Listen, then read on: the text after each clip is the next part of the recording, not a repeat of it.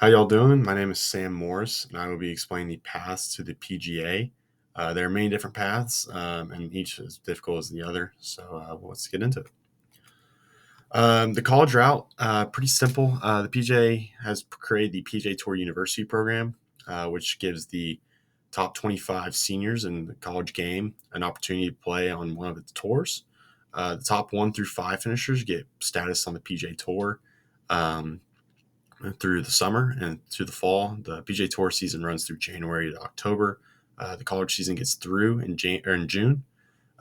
So the rest of the year, the PGA Tour gives the top finishers 1 through 5 status on the PGA Tour. 6 through 10, same situation on the Corn Ferry Tour, and the same situation for the guys that go the PGA Tour Americas, which is basically double A in baseball terms, to the PGA Tour, to the major leagues, Corn Ferry's triple A. The golf's minor leagues, pretty simple. This is for guys that just didn't make it in college, or late bloomers who just picked up the game late and want to somehow make it pro. But mostly these are guys that just didn't have any status coming out of college and got to make it through the hard way. So a lot of them start on the regional mini tours. The All Pro Tour is a mini tour that runs in Oklahoma, Arkansas, Louisiana, Texas, Kansas. A lot of Oklahoma players play in that. And the top 5 to 10 every year get to go to the PGA Tour Americas. Top 5 every year get to go to the Corn Ferry, and then the top 20 off the Corn Ferry get to go to the PGA Tour. So it's basically just a ladder system, working your way up, just from the bottom to the top. A lot of many success stories from mini tours, APT as well. So it can be a good path if you're playing well. PGA Tour Q School is just a big tournament, pretty much, with a first stage tournament, a second stage tournament, and a final stage tournament. The first stage is usually local. There's one here in Tulsa every year. And the second stage would be regional to this area, or to whatever area you're from.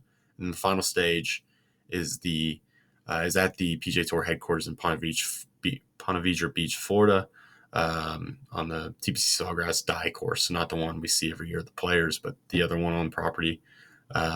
Roughly 10 guys from the first stage get the second stage.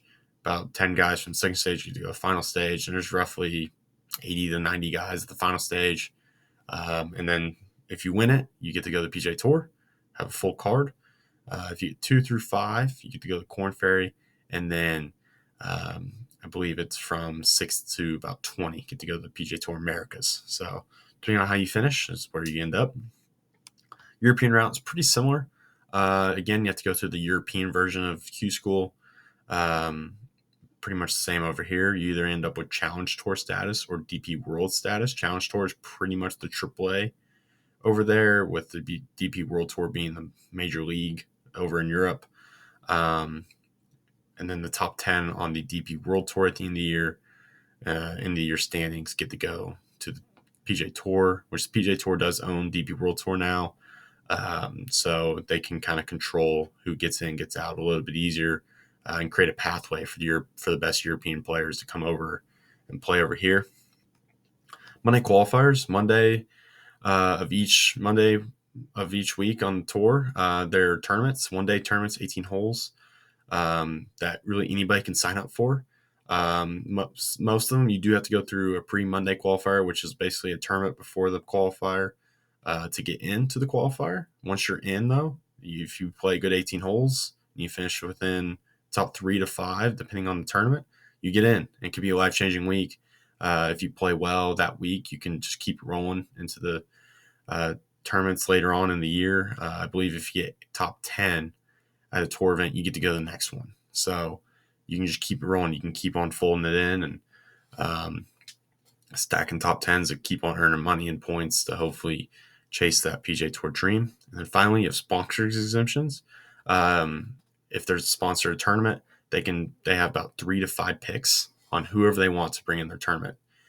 Usually it will be used on the best player not in the field, best couple players not in the field already, for whatever reason. Usually they are PGA Tour members already, but they will pick every once in a while a young and up-and-coming player.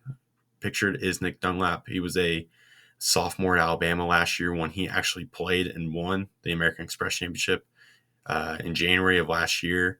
and then turned pro the day later. So he was an amateur. He was a college player. He was the first AM to win on tour since Phil Mickelson back in the 90s. So Nick won, and then it bolted him into a rookie of the year season on the PGA Tour, and is one of the best young players in the game right now. So thank y'all for listening. There's just many ways to get on the PGA Tour. Thank y'all.